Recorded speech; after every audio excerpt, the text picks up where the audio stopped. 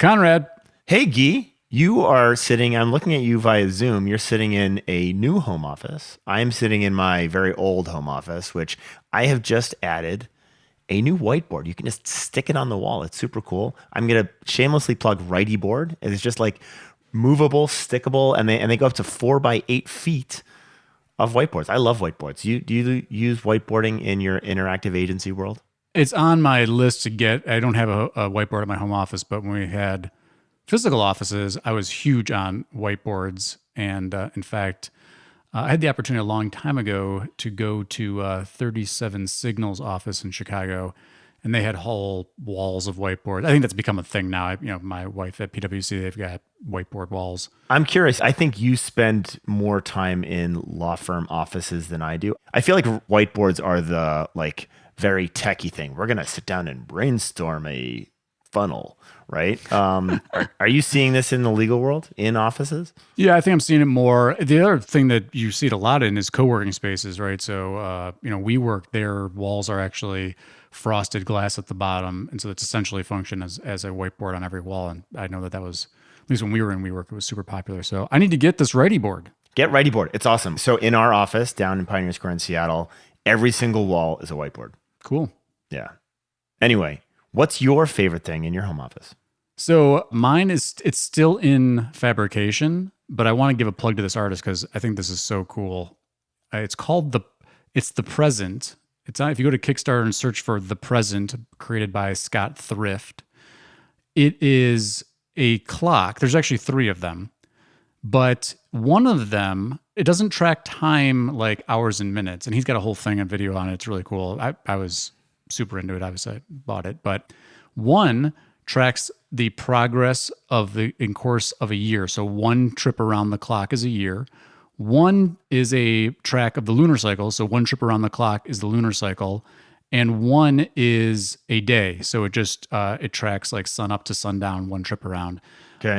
There's more to it than that, but the idea is that it's a mindfulness of time progress beyond like the obsession of the minutes and hours that we're all obsessed in our day to day.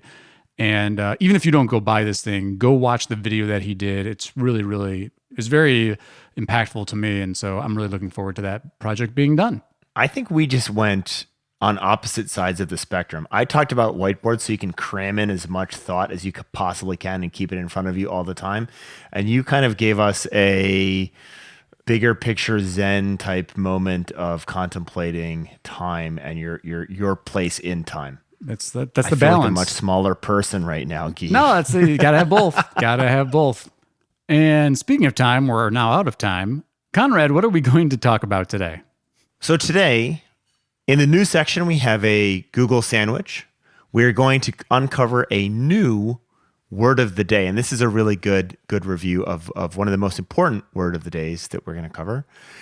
We have a new segment brought to you by the Clio Legal Trends Report. We're going to discuss something out of Clio Legal Trends Report.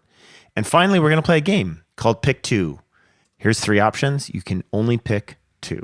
And now it's time for a little money makes the world go round.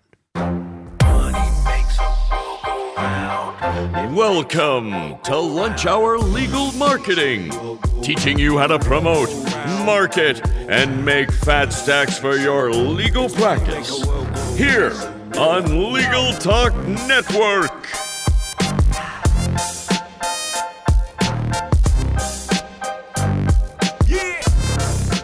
Welcome to Lunch Hour Legal Marketing. Before we get started, we wanted to thank our sponsors.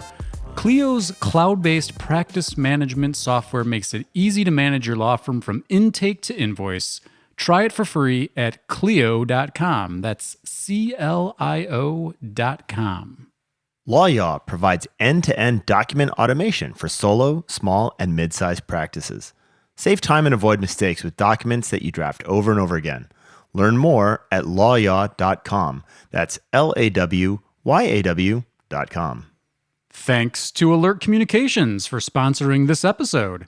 If any law firm is looking for call, intake, or retainer services available 24/7, 365, just call 866-827-5568.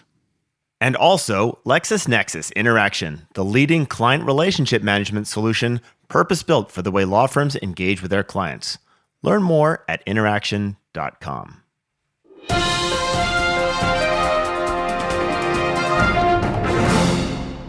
And starting off with the news, Gyi, this just in, Google has been testing the 2-pack versus 3-pack in local. I'm setting you up for a good pun there. Can you talk about what's going on? Well, the lawyers that were in the third spot in the local pack, which is that little box that comes up when you search with the map and all the business information, are going back to the local finder.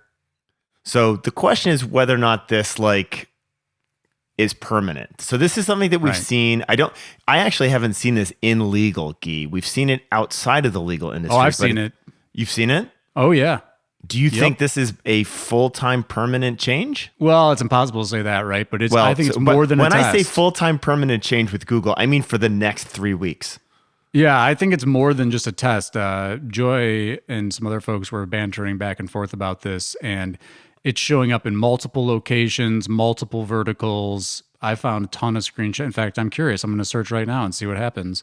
So just so everyone knows what we're talking about, this is the mapped area with the pins in it. If you go historically back a long time, that has been called all sorts of things. The 5-pack, the 3-pack, the snack pack. It's been called lots of things. For the last 12 to 24 months, it's really been a 3-pack with the occasional advertisement thrown in. It now looks like it's possible this constricts down to a 2-pack. See, I keep going back to my bad joke. For those of you who are over 40, you will get my reference. For those of you under, you won't know what I mean. But the 2-pack basically is taking away another free option for lawyers to get those clicks on the SERP results. Yeah. If you go to your phone right now, if you're listening to this, go search for practice area plus lawyer. You're likely to see, depending on where you are, Google screened results. They take up most of the results. But if you go scroll down a little bit and look for the map pack area where it shows the map and the listings, I'm getting 2-pack on my phone right now. All right. And by the way, this is just a mobile experience. This is not a desktop experience. So for now, for the next 2 to 3 weeks, right? Permanently for the next 2 to 3 weeks, maybe. Mm-hmm. The other thing, Gyi, I understand there's a conference coming up. There's lots of conferences. What are we going to talk about? Well, this conference is mythical because I keep being told that it's going to happen, and then I go to the website and I can't find information, and people are sending me Twitter messages being like, hey, is this conference going on? And I'm like, it's secretive. Talk to Conrad. It's like getting into that speakeasy back in the speakeasy days. It's the Speakeasy Conference. So the Bedlam Conference will be around May 26th. Sign up. Gyi will be there. Conrad will be there. 2 more awesome agencies will be there. And we will be sharing all of the secrets. Best gosh darn legal marketing conference. bedlamconference.com. Okay, now that's enough self-promotion. This is a news sandwich. We start with Google. We're going to end with Google. We love Google. Within Google My Business, has started showing some messaging with competitors built into it. This is nasty. We're not being nice to Google today. I'm not. You're always nice to Google. I'm nicer to Google. I'm usually the mean one. You're meaner to Google than I am. And we're not going to talk about why that is. Well, this one's just straight nastiness because... Okay, talk about the nasty. So if you turn on the Google My Business messaging tool and allow consumers who do searches to send you a message, request a quote, Google is following up with, hey, thanks for submitting a quote. Would you like to check out these competitors for a quote too? So, yikes. Are any lawyers still using this messaging? Probably not, but yeah. Historically, I had recommended it because if you can actually field it, you're reducing the friction, you're making it really easy for legal services consumers to connect with you right away. Not everybody likes to be on the phone. I think there's some validity to it, but gosh, yeah, on balance, you kind of got to turn it off because it doesn't, why would you promote your competition and then you're going to be at a race to the phone and all that jazz. Now, in fairness, and I brought this up with Darren Shaw on, I think it was on LinkedIn, but, Google has had a history of showing competitors in related search and people also search for in your knowledge pack. So or whatever you want to call it, your one box. So And that's becoming increasingly prevalent, right? Yeah. There's been lots of tests in this. There's been, I think philosophically, you have to ask yourself whether or not that GMB profile, which shows up frequently when people are searching specifically for you, is a place where competitors can and should show up, and whether or not that ultimately extends into things like advertising. yeah, no, totally. I mean, that's the thing. Even with the 2-pack thing, people are like, well, why are they doing this? I'm like, they're making room for more ads. Yeah, I mean, and even if it's not more ads, the net is the number of free organic clicks that you get to has just been reduced by 1, right? And that number 3 slot, presumably, even though it's 3, still gets a bunch of clicks. So let's move on. Enough of our Google nasty sandwich, brought to you by Gyi Tech. Let's take a break. We'll be right back. No one cites routine drafting as the reason they chose to become a lawyer, but that's where a lot of time goes for solo practitioners and small firms. Lawya can help you transform your existing Word documents into reusable templates with no coding required. Save time and avoid errors with intuitive features like conditional logic. Use a tool that empowers your experience and expertise. Learn more at lawya.com. That's LAWYAW.com. The right client relationship management solution enables and empowers firm growth. LexisNexis Interaction is designed specifically for law firms and embeds client intelligence at the heart of every interaction, providing valuable insights into client relationships so you can make strategic decisions about how to focus your resources to gain more business. Learn more and request your free demo at interaction.com/lunchhour.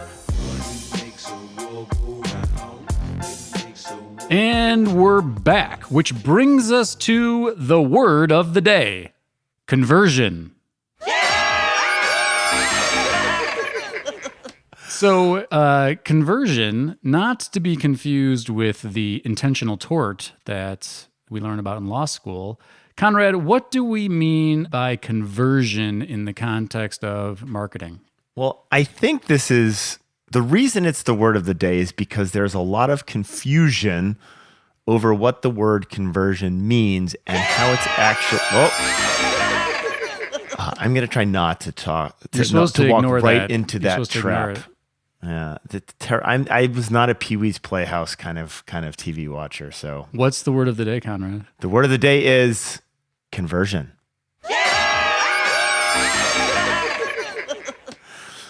Anyway, the confusion around that word is there's lots of different ways that it is used and applied, and it means a lot of different things to a lot of different people. But for a law firm, conversion really is someone becoming a client. Darn it. And in the legal kind of online marketing industry, conversion typically means something like a checkout, right? Or someone has contacted you. Or in the legal world, we use dynamic call tracking to track things like inbound phone calls that were spawned by the web or an advertisement. Those are typically reported to as conversions. Especially within Google Analytics. Now, the problem is none of those things actually turn into clients. This is exacerbated by agencies who try and overstate the number of those goals that they have achieved for you. And so there are 3 major problems here. One is what you guys think of this word, which is someone turning into a client, and what marketing agencies think of as this word, which is as many ways that they can try to make themselves look as good as possible, and what is actually reported in a well-structured Google Analytics, which is phone calls, form fill, text, and chat. But Gyi, I talk a little bit about agencies trying to overstate their effectiveness.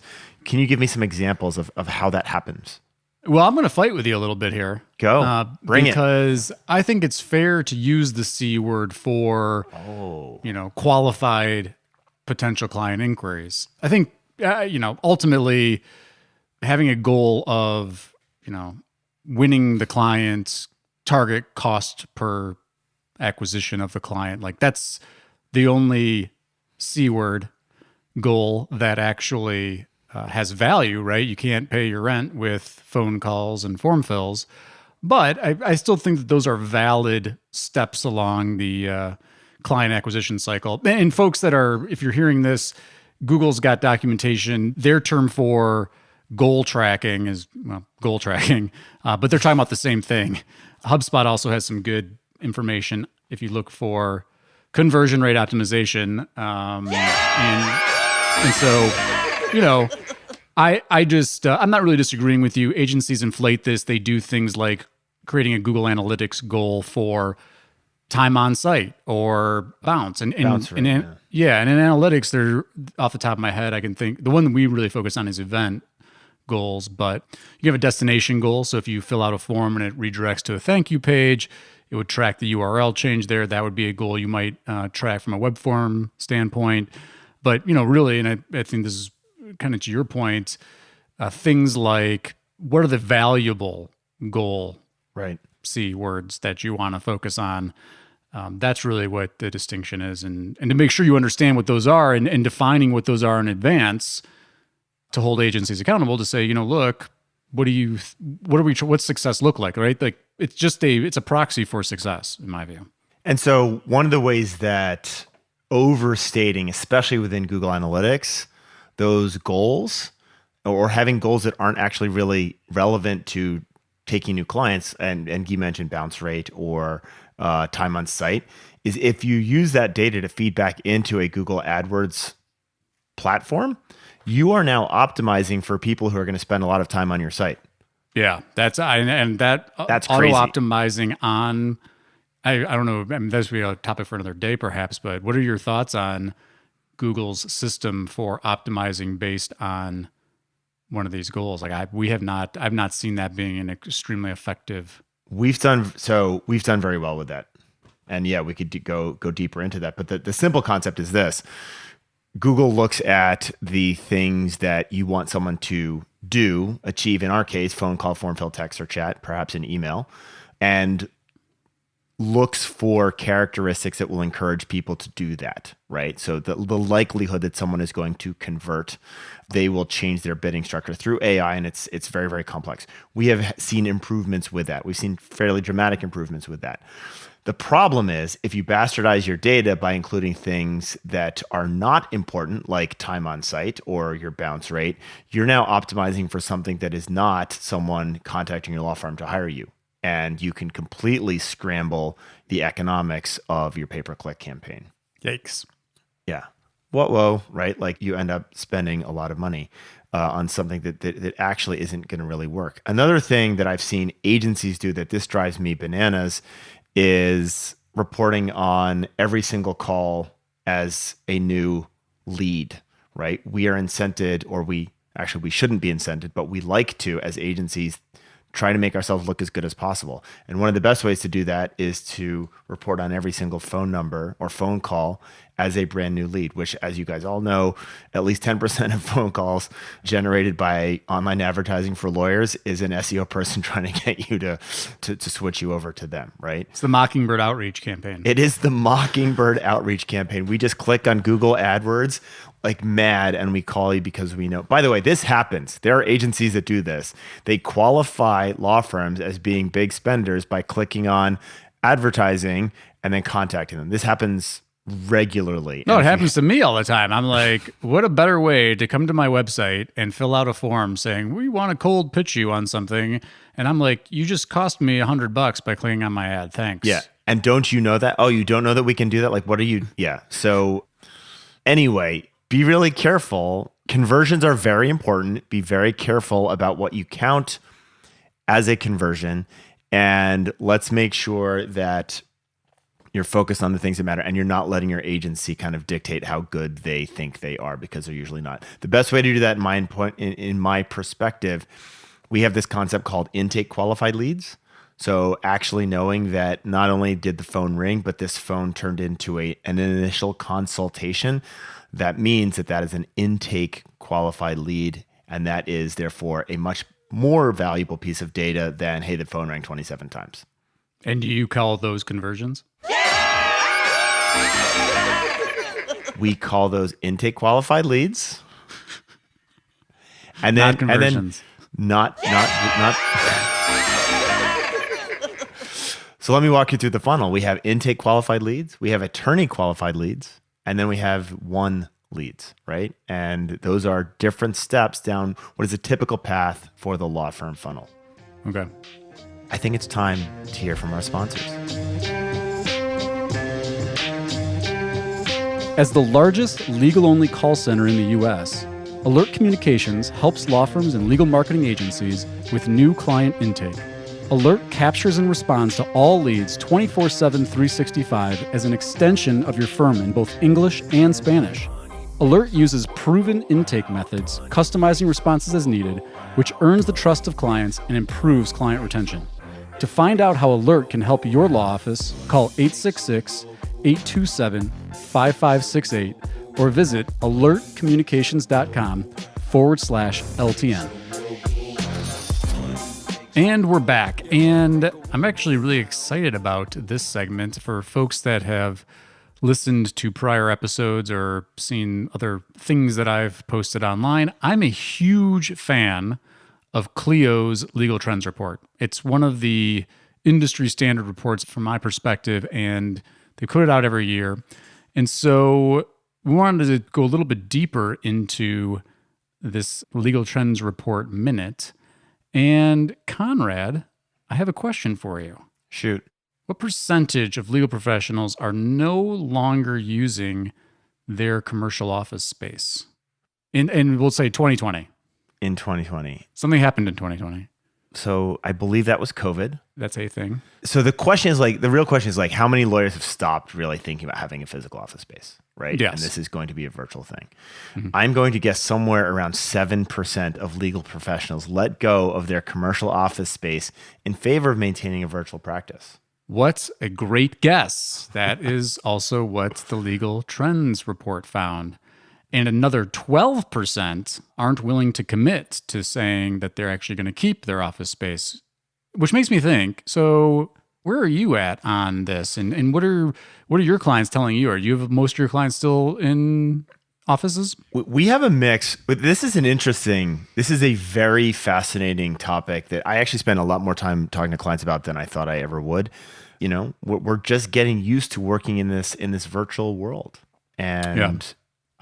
There's another stat coming out of Legal Trends Report that says 56% of clients prefer video conferencing over a phone call, which makes all the sense in the world, right? It's just, it's the way we work. I will be so happy the first day that I don't spend a minute on Zoom, but we're getting accustomed to this, right? We're getting accustomed to this with doctors. We're getting accustomed to this with accountants and lawyers. And the question is whether or not this fundamental shift is fundamental or if it's a flash in the pan.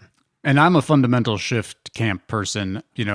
My experience share here, we moved to a distributed model before the pandemic. And so we'd gone through and I think it's another good point that I think people that are contemplating this, if you're in the 12% that are unsure, it's not as easy as just giving it up, right? There's like a cultural change. There's a way that you work change. You really need to be mindful and intentional about all the kind of the banter and the water cooler stuff that happens when you're co-located. You need to really think about how that impacts your people and impacts your relationship with clients.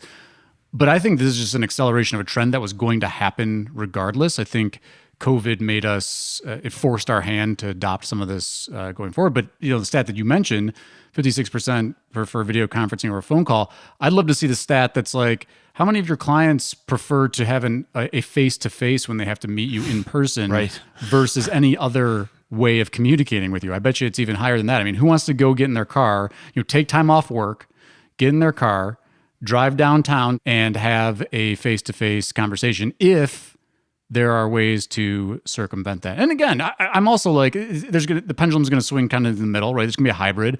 There's no question that there's value in face-to-face communication. I don't think we're going to be completely virtual. But, if you think about the marketplace, you think about your own personal life and like your relationship with as professional services providers that you use. Do you need to go see them? Do you want them coming to your office all the time? I would say this is especially true on the marketing first initial consultation front, right? I suspect if someone is considering multiple attorneys, their desire to get in a car and go to multiple attorney offices has got to be very close to zero. And so I think this is a very real thing, especially for the thing that we are involved in. Yeah. I mean, don't we talk about reduce the friction? I mean, isn't forcing somebody to have the only way that you can interact is through a face-to-face meeting? That's creating a lot of friction. Do you see a very aggressive law firm doing kind of more of an outbound? We're going to come and visit you in a place that you are comfortable with, your home, a local Starbucks, because it may give you a leg up on the, listen, we're just going to do a Zoom meeting. Do you see that happening? I have a client pre-COVID who does that.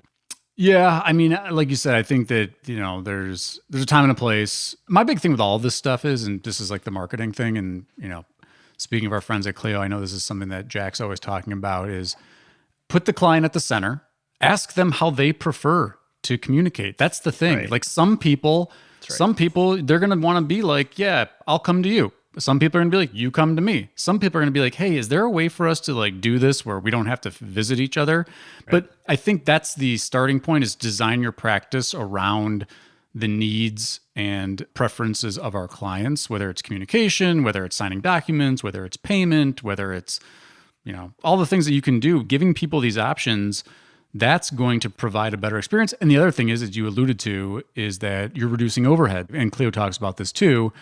But, what do people complain about? Lawyers are so expensive. Well, yeah, we know the big cost of that is that fancy office downtown with your rich mahogany cabinets. That's an expense that you have to be able to cover to be able to run your business. You reduce some of that, pass those savings on. That's another competitive advantage you might have if you're serving that segment.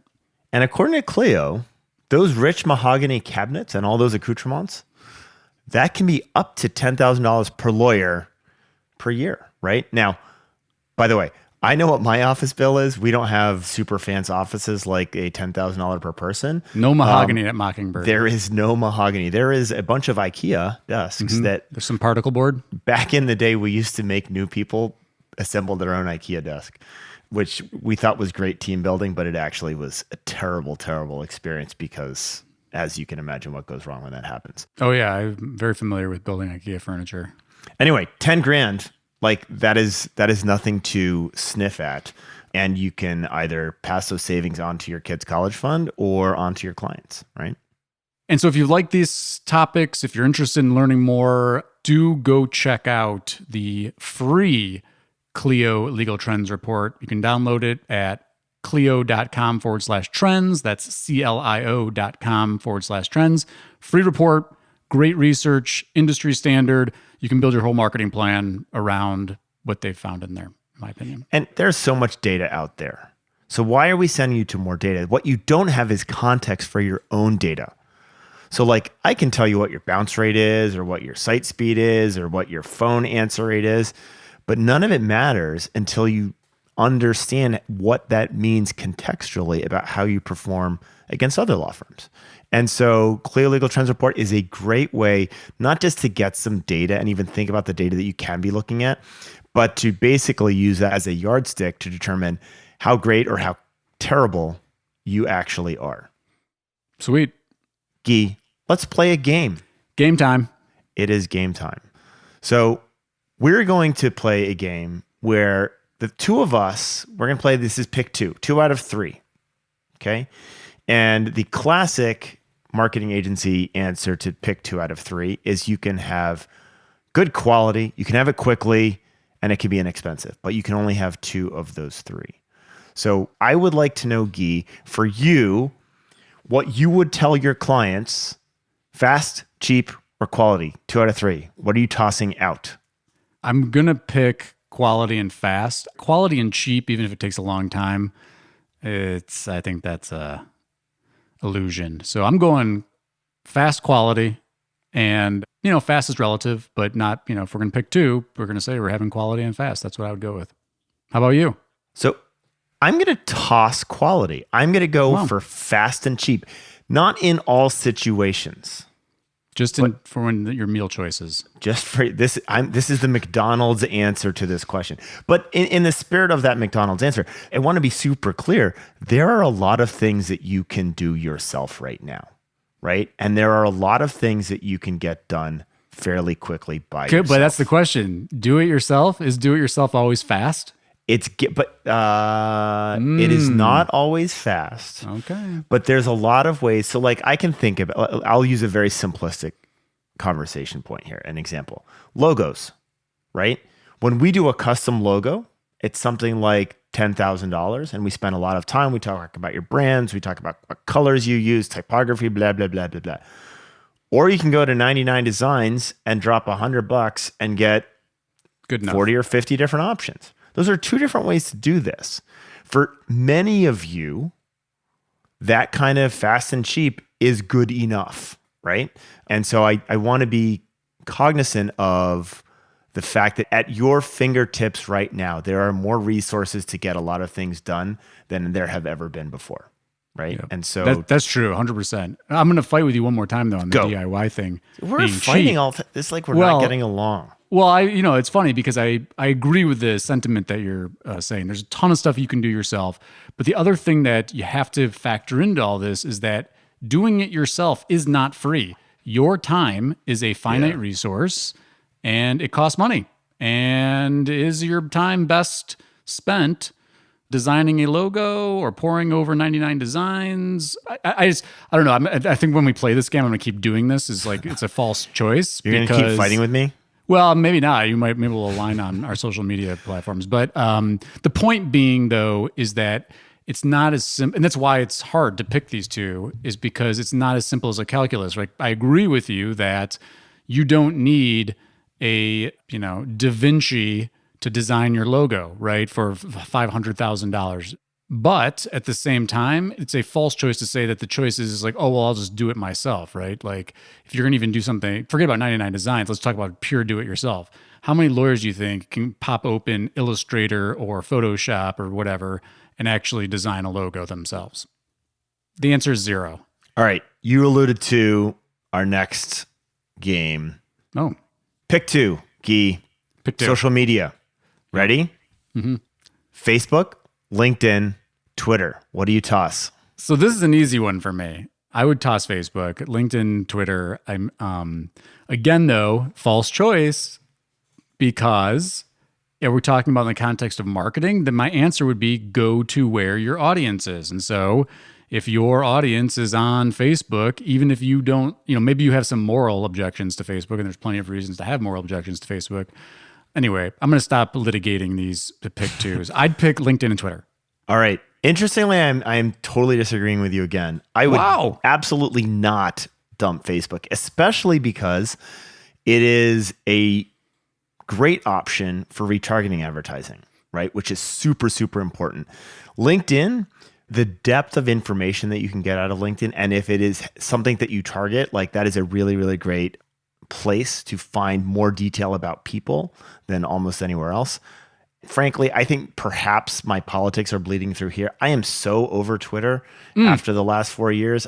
Maybe I'm being, let me ask that instead of me crapping on Twitter, why did you not throw Twitter out? Yeah, honestly, I wasn't thinking about in the context of marketing for lawyers at all. I was thinking purely in like, what do I like? And, the digital world, the SEO community, even though there's a lot of grossness, but there's a lot of grossness on all social media. I mean, that's a whole other topic. But from a professional networking standpoint, I find Twitter to be very effective for staying on top of trends and seeing when updates are happening and staying connected to other professionals. That's just my personal druthers. But I think your points about, you want to talk about like which two are the best for media buying. I mean, the Facebook and LinkedIn's targeting is so much more effective. Twitter, sometimes I feel like I'm like, are they even trying to develop their ad platform product? So from that standpoint, and for most lawyers too, my hunch is that their audience of people that are relationships that they want to nurture are more so going to be happening on Facebook and LinkedIn than they are on Twitter. So from that standpoint, I would agree with you, but I kind of just responded my own personal choice. Okay. Next one. We're going to go outside really quick. Harry Potter, Lord of the Rings, Star Wars. Oh, this is an easy one for me too. I'm not a Harry Potter fan. Lord of the Rings, Star Wars, keep them. Dump Harry Potter. I am same way. Yeah. That I think was maybe amazing. this is We our agreed on something. age coming through. We agreed on something that was not legal marketing related. Yeah. Okay, noted. Yeah. All right, let me give you another one that's a little bit more serious. Clubhouse. I already know your answer. Why did you laugh? All right, hold on. No, this can get interesting because you know my theory on blogs. I know this is a good one. This is This actually is a the good best one for me. This is why I wanted to do this. This is the best Clubhouse, blog, or podcast. I have to pick two. You have, you can throw them all out if you want. Yep. All right. I'm picking blog and podcast. Jury's out on Clubhouse. Blog, and I'm going to let you steal the show on this topic, but I'm going to count all publishing under blog. And so, if I publish something on somebody's site, I think there's some validity there. And, podcasting, Clubhouse, we could fight about that. But I do think there is there's more proven, even though it's saturated, it's super competitive. But if you go deep on something podcast wise that you're passionate about and you can talk about, or you're guesting on other podcasts, especially if there are podcasts in your local community. So like if I think of Chicago, if you're getting on other people's podcasts that are have a great audience, I think there's a lot of value. People are still subscribed to podcasts. I was talking to somebody else. I'm like, is podcasting over because it's so saturated? And people literally have podcasts just running in the background while they're doing other things. Clubhouse, not there yet, in my opinion, but that's just me. Conrad, what do you think? This is actually a hard one. I would never give up blogs. And I agree with your definition of blogs. Let me be very clear. What I am not endorsing is a standalone blog that exists separately from your site, right? Like that is a no-no. We can get into that. The podcast thing, to be frank, for what most of you guys do, the podcast thing is a full-on no-no because it's it takes, you said go deep into something, Gyi. It takes a ton of time to go deep into this, and it's massively saturated. People talk to, you probably get this all the time. Gyi, I get this question, I want to start a podcast, right? I get that query at least 4 or 5 times a month, right? It takes a lot of time, right? And it is a ramp up. So I would throw out podcast over my favorite punching bag, which is Clubhouse. There's still opportunity on Clubhouse, right? It is the shiny new object. I suspect it is going to fade away quickly, but I would rather you spend time on something that might fade away than undertaking the effort required to go deep on a podcast, which is ironic because we're sitting here telling you not to podcast from our podcast. Yeah. I'm curious, there's now the Clubhouse knockoffs, right? LinkedIn's building its own Clubhouse. Yeah. I mean, this is all the network effect. Right. Right. And it's why Google failed miserably at creating a competitor to Facebook, because it is entirely based on this network effect, which is when we're talking about niching and being very, very specific, you need a very huge platform in order to find that very, very tiny niche, right? Most of these niches do not exist as a separate social entity. And so my gut tells me that it is going to be very hard to do the Clubhouse knockoff. It's going to be very hard to do. Like, there's a reason that Facebook and Google went to war and Google lost. There's a reason that there hasn't been a major LinkedIn competitor, right? The network effect makes it so hard to make this work. Fair enough. I think having an audio option on LinkedIn is actually going to be very appreciated by LinkedIn users. And so I think it'll be adopted. And that's the thing. I mean, think about it right now.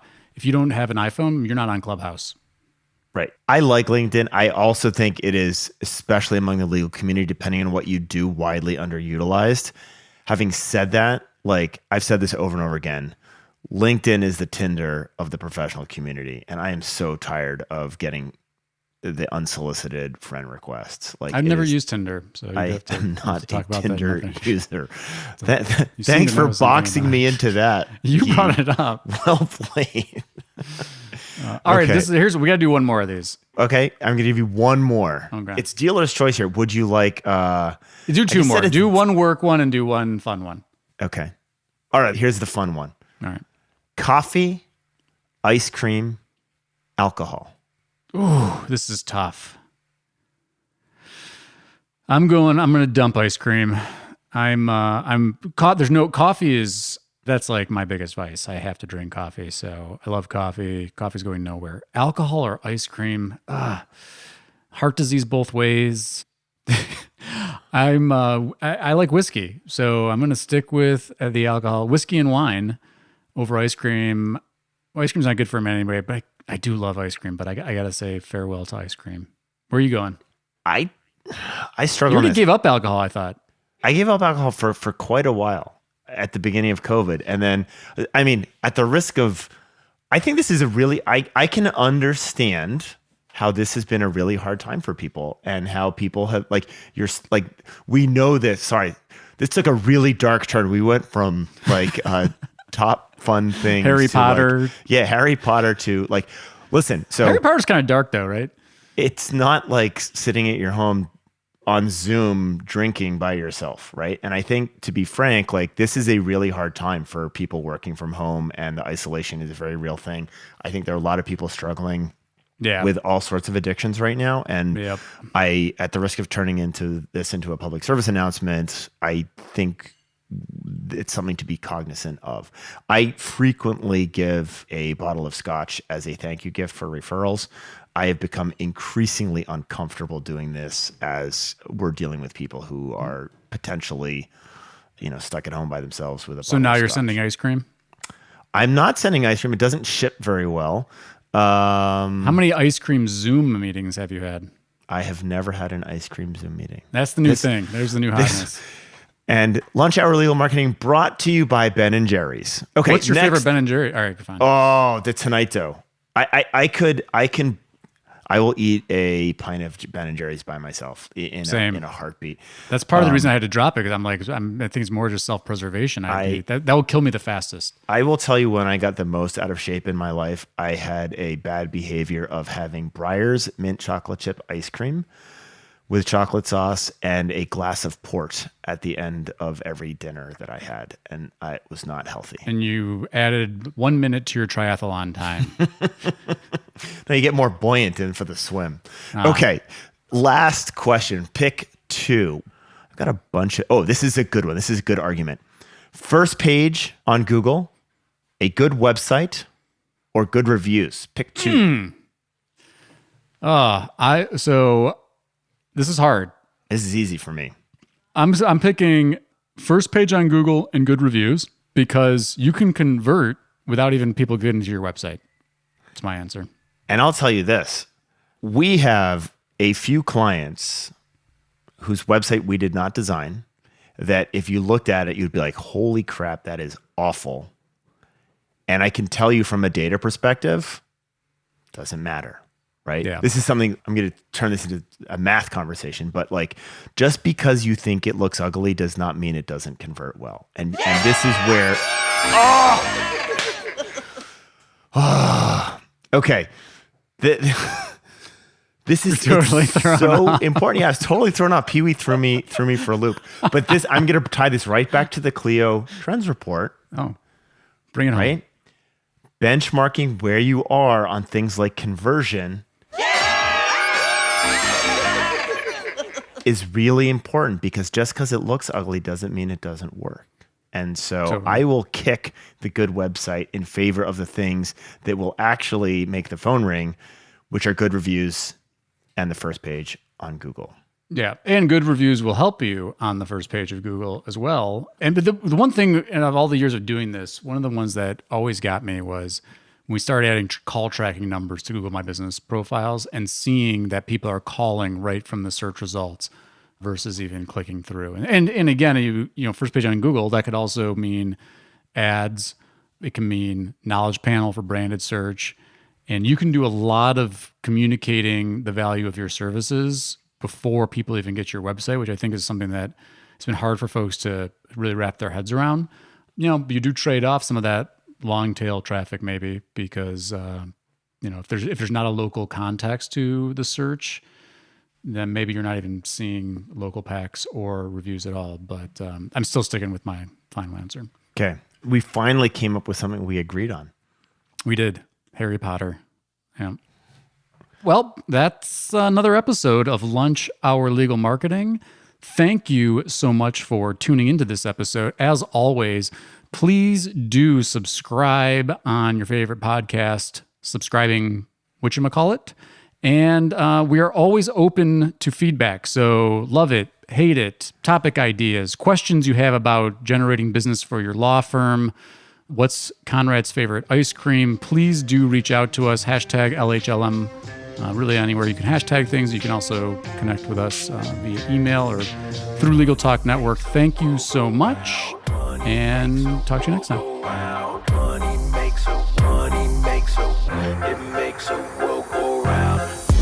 Thank you for listening to Lunch Hour Legal Marketing. If you'd like more information about what you heard today, please visit LegalTalkNetwork.com. Subscribe via Apple Podcasts and RSS. Follow Legal Talk Network on Twitter, Facebook, LinkedIn, and Instagram. And or download the free app from Legal Talk Network in Google Play and iTunes. The views expressed by the participants of this program are their own and do not represent the views of, nor are they endorsed by Legal Talk Network, its officers, directors, employees, agents, representatives, shareholders, or subsidiaries. None of the content should be considered legal advice. As always, consult a lawyer. Pick 2, Gyi. Pick 2. Social media. Ready? Mm-hmm. Face. Bleh. I clearly do not like Facebook. Let me try Are you again. okay? Workers' Comp Matters is a podcast dedicated to exploring the laws, the landmark cases, and the true stories that define our workers' compensation system. I'm Judd Pierce, and together with Alan Pierce, we host a different guest each month as we bring to life this diverse area of the law. Join us on Workers' Comp Matters on the Legal Talk Network.